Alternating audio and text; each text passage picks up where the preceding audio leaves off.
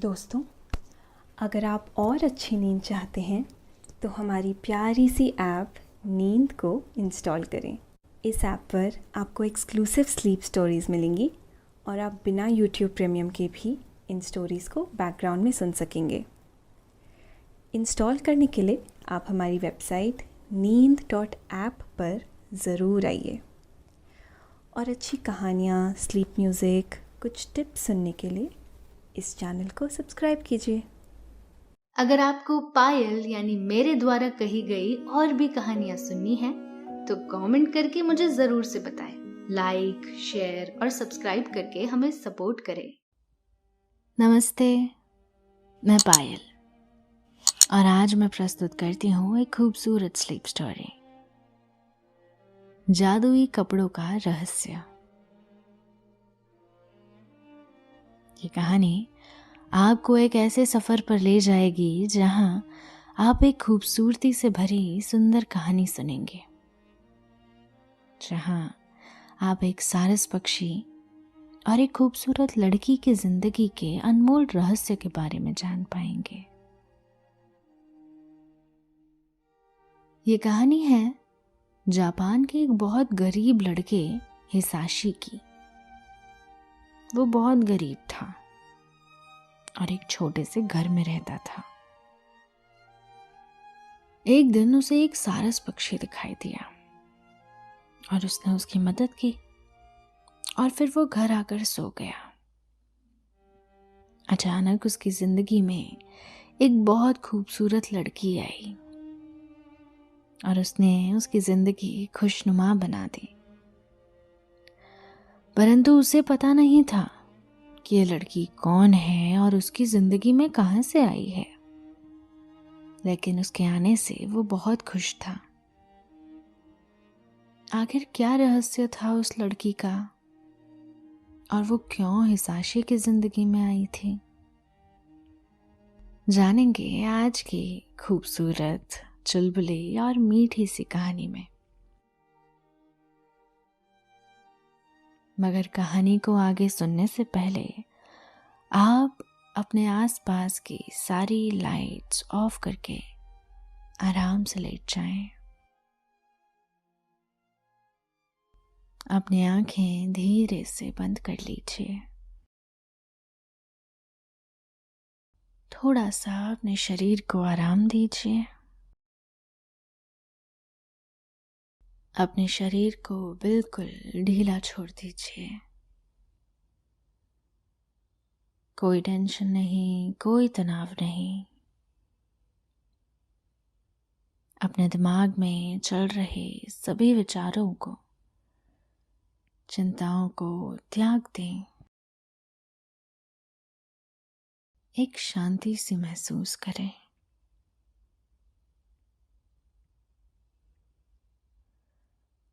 सभी negative positive विचारों को धीरे धीरे निकाल दें। हाथों को सीधा कर लीजिए और अपनी कमर के साइड में रख लीजिए। अपनी सांसों पर ध्यान लगाएं। सांसों को धीमे या तेज बिल्कुल नहीं करना है। बस ध्यान देना है कि कैसे आपकी सांसें आपके अंदर प्रवेश कर रही हैं और कैसे वो धीरे से आपके गले और नाक के माध्यम से वापस निकल रही हैं। आपका मन शांत, एकदम शांत होता जा रहा है। आप अच्छा महसूस कर रहे हैं। खुद को काफी हल्का फील कर रहे हैं। सब तरफ शांति ही शांति है, सुकून है, खामोशी है।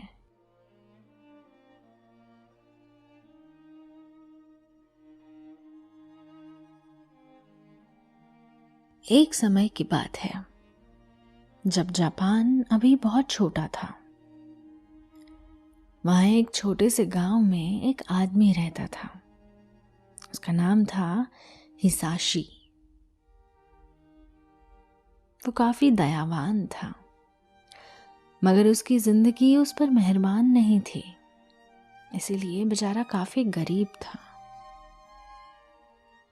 दिन भर अपनी जीविका कमाने के लिए उसे बहुत मेहनत करनी पड़ती,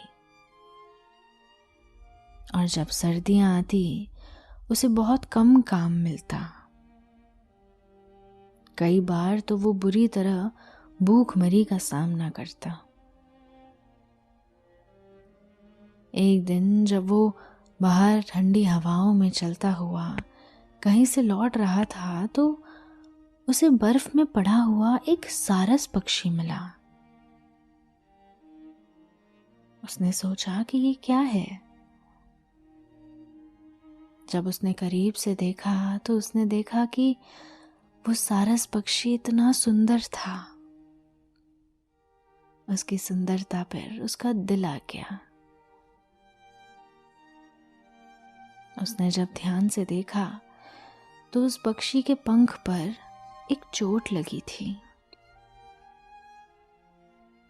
उसने सोचा कि इसको तो चोट लगी है, कुछ करना पड़ेगा।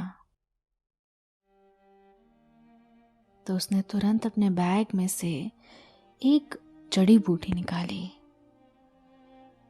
वो जड़ी बूटी उसके देश की बहुत ही खास जड़ी बूटी है। उसने कहा कि लो नन्ही सारस, चलो तुम्हारे पंख को ठीक कर देते हैं। ओहो, हिलो मत, शायद इससे थोड़ी जलन होगी, पर देखना 1 मिनट में तुम बिल्कुल ठीक हो जाओगी। और जैसा कि उसने कहा था, जल्द ही वो सारस पक्षी अपने पंख फड़फड़ाने लगा। अब उसे बिल्कुल भी पीड़ा महसूस नहीं हो रही। उसने अपने बचाने वाले की ओर देखा। हिसाशी भी उसकी ओर देखकर मुस्कुराने लगा। तुरंत ही सारस पक्षी अपने पंख फड़फड़ाते हुए उड़ गया।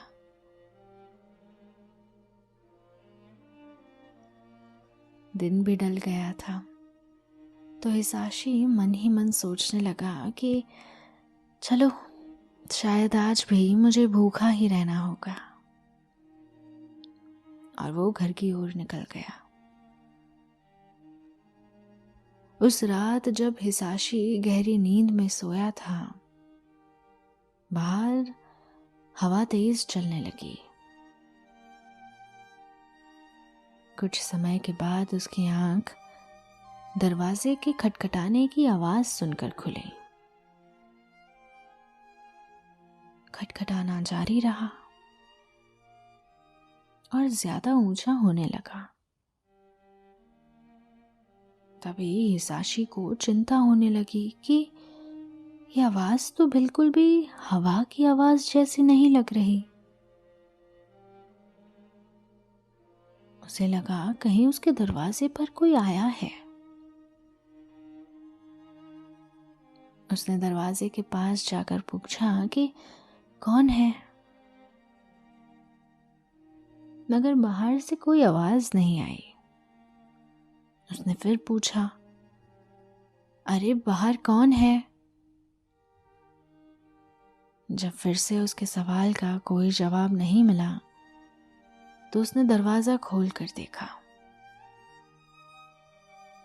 और जब उसने दरवाजा खोला तो वो हैरान हो गया ये देखकर कि एक सुंदर सी औरत बाहर उस ठिठुरती सर्दी में खड़ी है।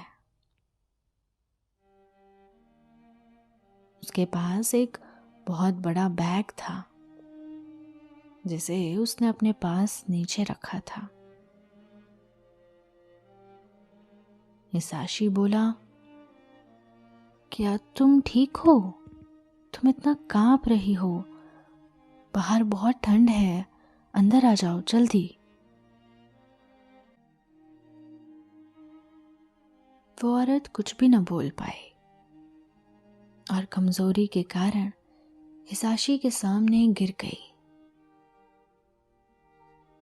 दोस्तों, अब से आप आपकी मनचाही दादी और नानी की कहानियों से प्यारी नींद की कहानियां सिर्फ और सिर्फ नींद ऐप पर ही सुन पाएंगे।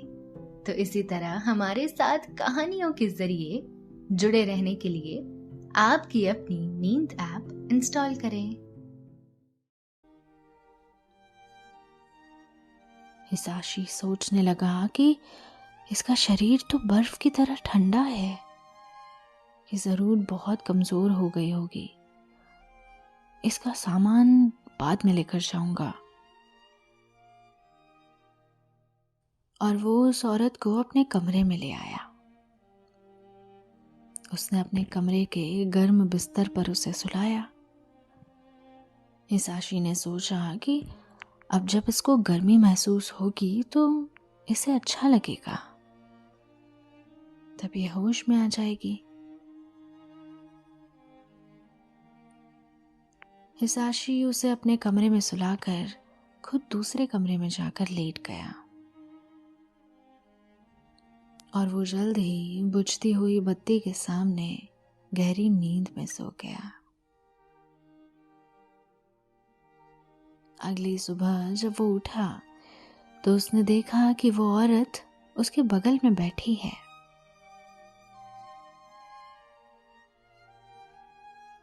उस औरत ने कहा, हेलो, मेरा नाम सरू है। मुझे क्षमा करना, पिछली रात मैं अचानक यहाँ आ गई थी और तुम्हें परेशान किया।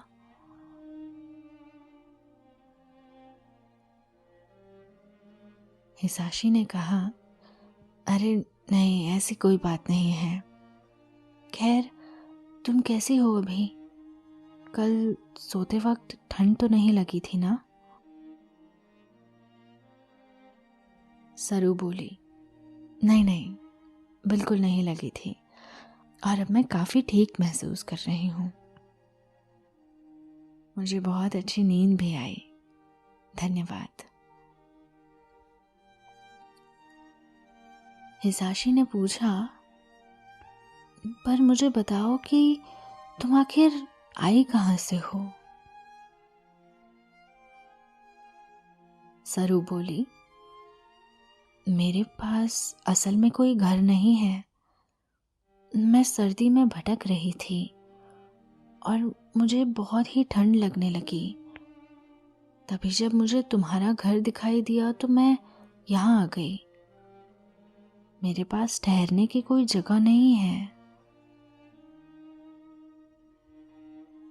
हिसाशी ने जब ये सुना तो उसने कहा, तुम यहाँ क्यों नहीं रुक जाती जब तक कि तुम ये पता नहीं लगा लेती कि तुम्हें कहाँ जाना है?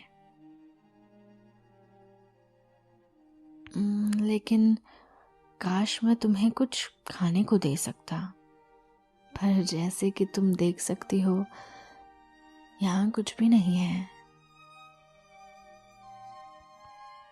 सरू ने कहा, अरे उसकी समस्या नहीं होगी। वो बैग जो मैं अपने साथ लाई थी वो चावल से भरा हुआ था। वो बैग कहाँ है? हिसाशी बोला, मैंने उसे किनारे पर रख दिया था, वहां देखो। सरू ने चावल लिए और जल्द ही उबले चावलों का एक बर्तन भरकर दोनों के लिए पकाया। हिसाशी ने कई दिनों तक अच्छे से खाना नहीं खाया था और जब उसे प्याले भर चावल दिखे तो वो पूरा प्याला खा गया और बोला, ये तो कमाल का था। सरू ने कहा, अब तो ऐतराज नहीं होगा ना अगर मैं यहाँ पर रुकूं?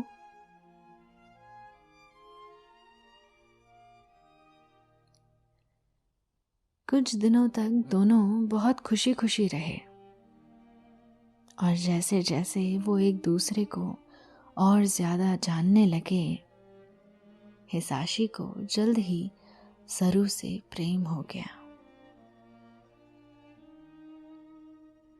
हिसाशी ने सोचा, पर मैं क्या करूं? वो मुझ जैसे किसी से भी शादी नहीं करेगी। लेकिन एक बार उससे पूछ तो जरूर सकता हूं। पूछने में क्या हर्ज है। और वो तुरंत ही सरू के पास गया और बोला, सरू, मैं तुमसे कुछ पूछना चाहता हूं। मुझे इसका सच सच जवाब देना। क्या तुम मुझ जैसे किसी इंसान से शादी करोगी? मैं जानता हूं कि मैं बहुत ही गरीब हूं। और हिसाशी अपनी बात पूरी करता उससे पहले ही सरू ने हाँ बोल दिया। सरू ने कहा, हाँ, मैंने देखा है कि तुम एक बहुत ही नेक दिल, दयालु और सज्जन इंसान हो। तुमसे शादी करके मैं बहुत खुश रहूंगी। और तब से सरू और हिसाशी पति और पत्नी के रूप में रहने लगे। जल्द ही सर्दियां खत्म हो गई और साथ ही सरू के चावलों का थैला भी। हिसाशी फिर से काम करने लगा, पर अभी भी उसे बहुत कम वेतन मिलता। एक दिन वो बहुत उदास बैठा था। सरू ने कहा, तुम्हें चिंता करने की कोई जरूरत नहीं है। मैं तुम्हें बहुत से सुंदर कपड़े दूंगी। तुम जाकर उसे बाजार में बेच आना। हिसाशी ने कहा, पर मैं ये कपड़ा कहां से लेकर आऊंगा? सरू ने कहा, मैं उसे बनाऊंगी, पर मुझे इस काम को करने में 5 दिन लग जाएंगे। मैं खुद को एक कमरे में बंद कर लूंगी और तुम्हारे लिए कपड़ा बनाऊंगी। पर तुम्हें मुझसे वादा करना होगा कि तुम कभी भी अंदर नहीं आओगे। मैं खुद ही बाहर आ जाऊंगी जब मेरा काम खत्म हो जाएगा।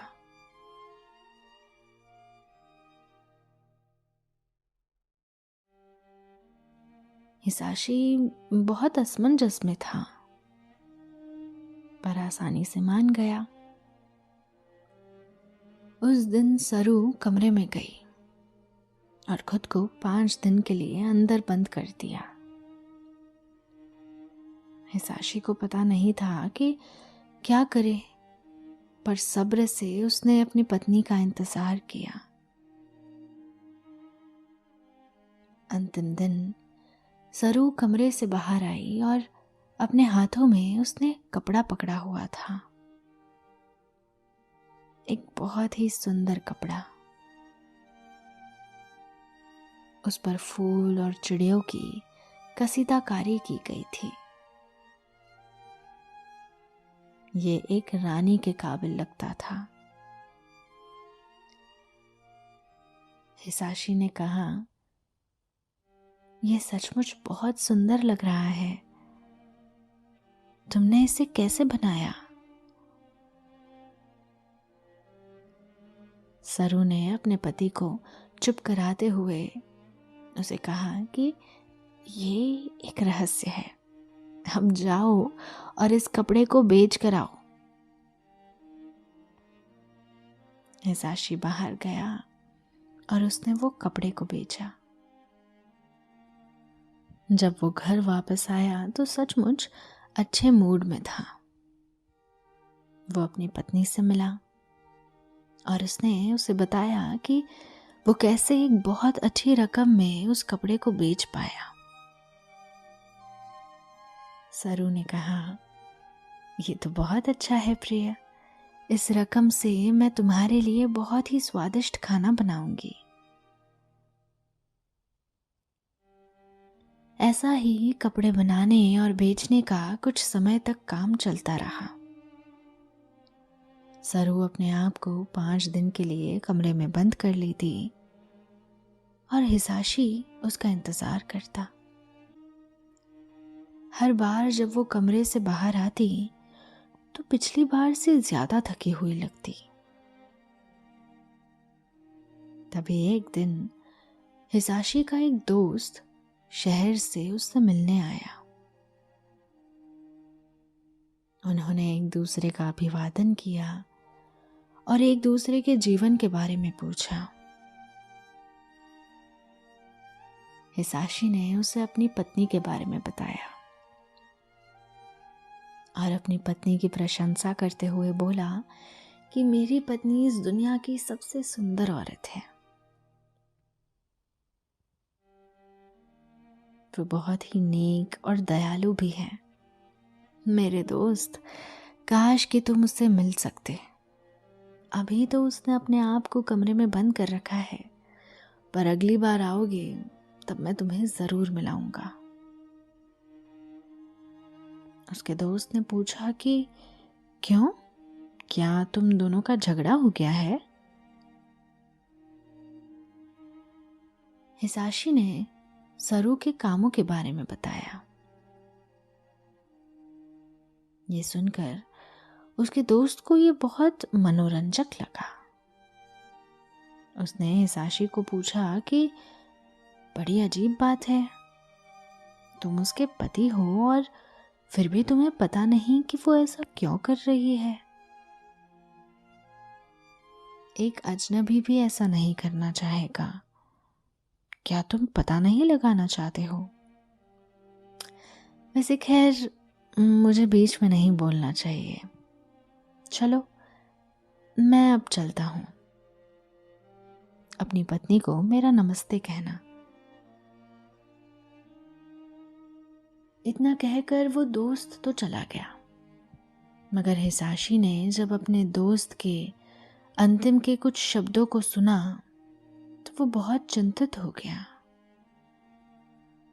कि उसने कभी सचमुच अपनी पत्नी से ये नहीं पूछा कि वो उस कमरे में क्या करती है और साथ ही वो सुंदर कपड़े कहां से लेकर आती है। उसे लगा कि उसे अवश्य ही इसका पता लगाना चाहिए, तो इस बार उसने कमरे में झांकने का फैसला किया।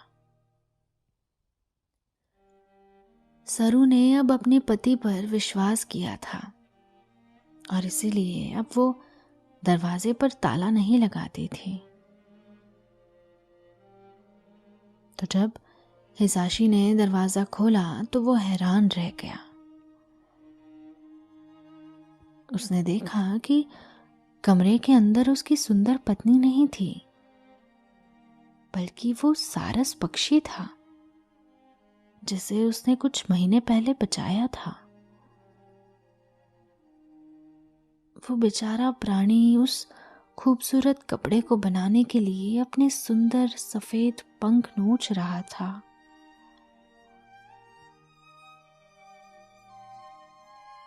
हिसाशी ने कहा, तुम सरू हो क्या? तुम एक सारस पक्षी हो? सरू अपने पति के विश्वासघात से दुखी हो गई और गुस्से में उसने बोला, हिसाशी, क्यों ऐसा किया तुमने? मेरा वादा क्यों तोड़ा?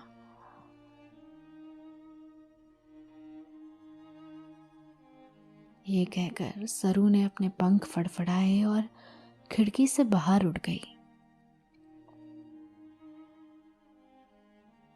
हिसाशी भी अब दुखी हो गया और उसने कहा, सरू रुको, मुझे माफ कर दो।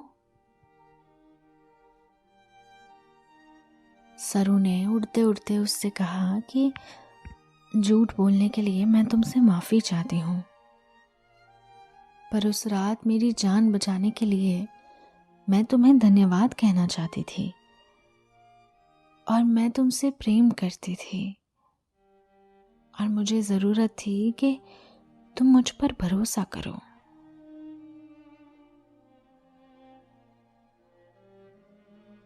हिसाशी ने कहा, कृपया आप मेरे साथ रहो, मैं फिर से कभी तुम्हारा कोई वादा नहीं तोड़ूंगा। मगर सरू ने उसकी नहीं सुनी। वो हवा में ऊंची उड़ गई और फिर वो कभी वापस नहीं आई। हिसाशी का दिल टूट गया। वो सरू से अत्यधिक प्रेम करता था और तब से किसी और से विवाह भी नहीं किया उसने। वो आकाश को देखते हुए भटकता रहता था, उसके वापस आने का इंतजार करते हुए, पर वो कभी भी नहीं आई।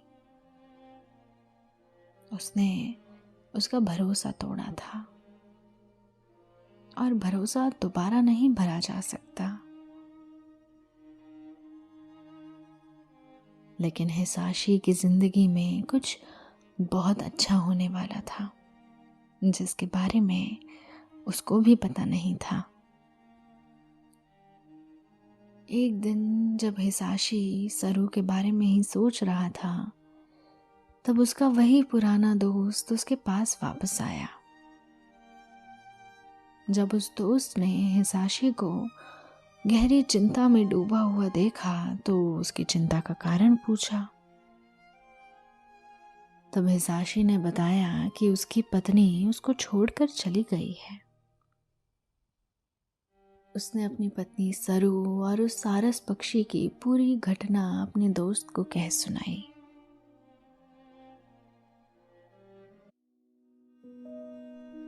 दोस्तों, अब से आप bed time stories, guided meditations, relaxing music, इन सब का आनंद नींद ऐप पर ही उठा सकते हैं।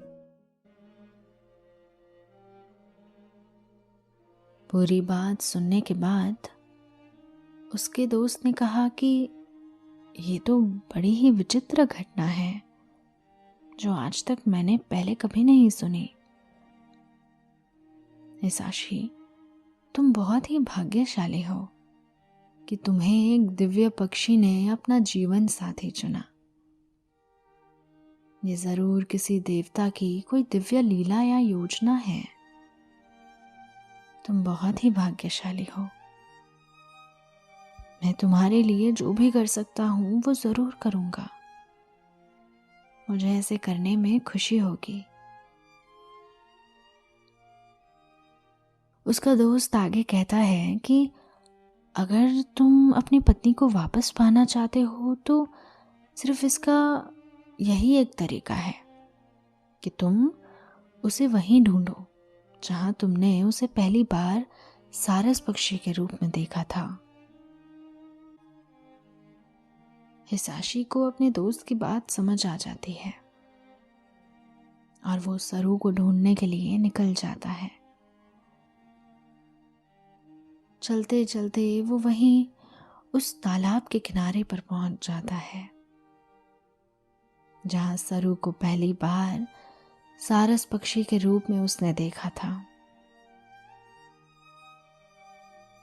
वो कई दिनों तक लगातार उस जगह पर जाता रहता। उसे सरू कहीं नहीं दिखती, मगर उसने हार नहीं मानी। एक दिन उसकी मेहनत रंग लाई और उसने वहां चिलचिलाती धूप में एक चमकते हुए सारस पक्षी को देखा जो इतना खूबसूरत दिखाई दे रहा था जिसकी कल्पना भी नहीं की जा सकती। हिसाशी को समझ आ गया कि हो ना हो ये उसकी पत्नी सरू ही है और उसे उसके पास जाना चाहिए। शायद वो मान जाए और उसे क्षमा कर दे। हिसाशी एक कोशिश करना चाहता था। उसने ऐसा ही करने का मन बनाया, तभी उसका दोस्त भी वहां उसकी मदद के लिए आ गया। हिसाशी उस सारस पक्षी के पास गया और उससे विनती करने लगा।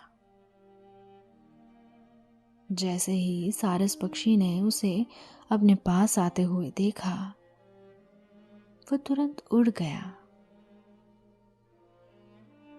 और आकाश में दूर तक उड़ान भरने लगा। हिसाशी ने उसे बहुत रोकने की कोशिश की, परंतु वो नहीं रुका और लगातार उड़ान भरता ही रहा। तब उसका दोस्त सामने आया और उसने जोर से चिल्लाकर कहा कि अगर तुम सरू हो तो मैं तुमसे कहना चाहता हूं कि जो भी हुआ हिसाशी की कोई गलती नहीं थी। उसने बस मेरी बात मानी और जैसा मैंने कहा उसने उसी का पालन किया। इसीलिए असली कसूरवार वो नहीं बल्कि मैं हूं। तुम मेरी गलती की सजा हिसाशी को मत दो। वो तुमसे बहुत अधिक प्रेम करता है और शायद तुम भी यही चाहती हो। उसने तुम्हारा कोई वादा नहीं तोड़ा। उसने ठीक वैसा ही किया जैसा मैंने उससे कहा था। लेकिन तुम उसे क्षमा कर दो और तुम दोनों साथ रहो।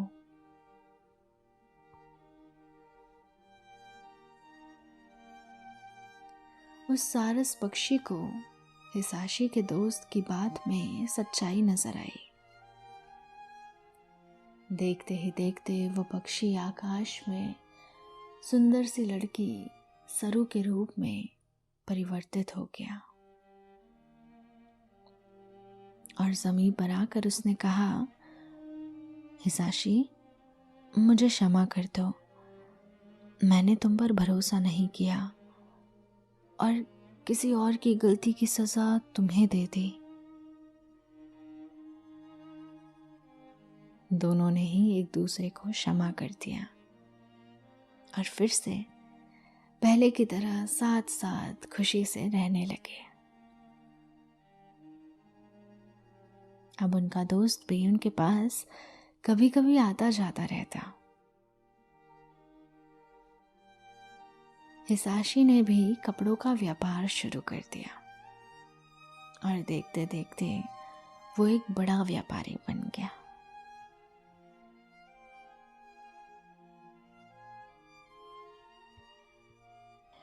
तो दोस्तों, ये थी आज की कहानी।